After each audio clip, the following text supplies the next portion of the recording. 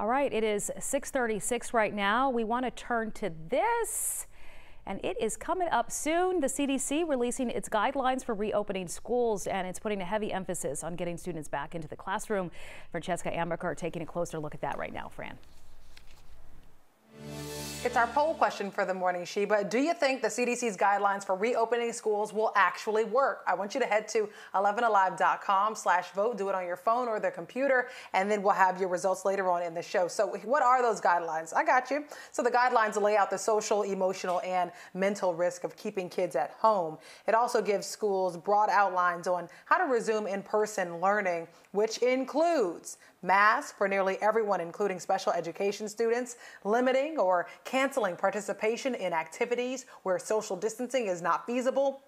Also, developing plans for what to do when a student or staff member tests positive for COVID-19, and creating smaller cohorts or pods within schools to minimize that contact between students. The CDC also has a decision-making checklist for parents to help them decide between in-person and virtual learning. And of course, 11 Alive is where Atlanta speaks. So what are you guys saying? Ben says, have the people that wrote these recommendations ever been in a school?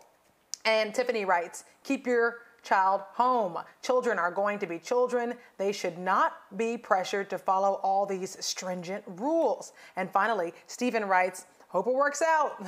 Me too, Stephen, me too. And of course, as you know, if you're living in Atlanta, most school districts here in Metro Atlanta will start the school year with virtual learning only. Again, we have a poll up right now, 11alive.com/vote. So you can vote, chime in.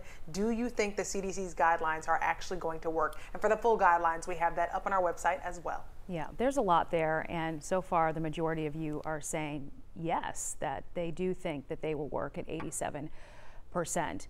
I think at this point, Chesley, it's better to hear something than nothing at all. You know, I don't know, it's a lot. I think it's a lot as a parent, and you know, I'd like to see something in regards to some partitions being put up and smaller class sizes, that sort of thing.